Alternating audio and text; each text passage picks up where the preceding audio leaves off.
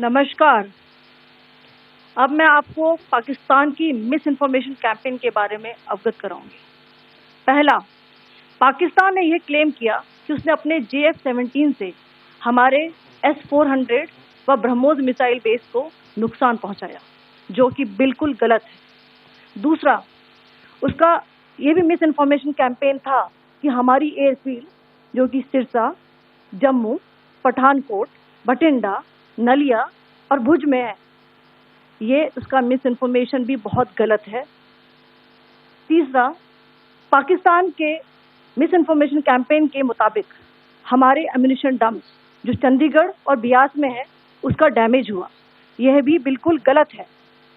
हमने आपको morning briefing में बताया था विद फैक्ट्स एंड फिगर के साथ कि ये सारी चीजें बिल्कुल सही सलामत हैं।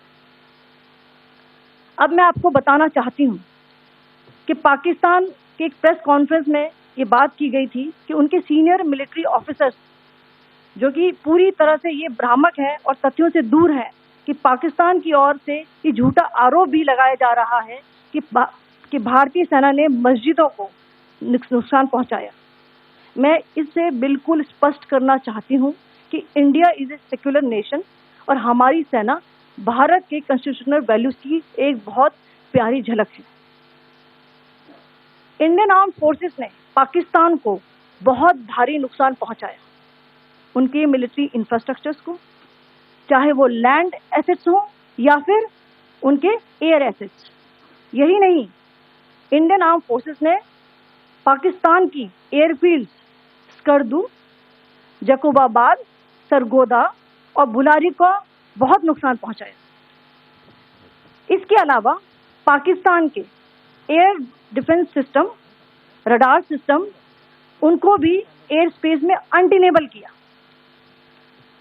यह भी बताना चाहती हूँ कि लाइन ऑफ कंट्रोल के पास पाकिस्तान के command and control, logistic installation और उनके मिलिट्री इंफ्रास्ट्रक्चर, मिलिट्री पर्सनल का इतना भारी नुकसान हुआ कि पाकिस्तान की ऑफेंसिव व डिफेंसिव कैपेबिलिटी को नष्ट कर दिया गया।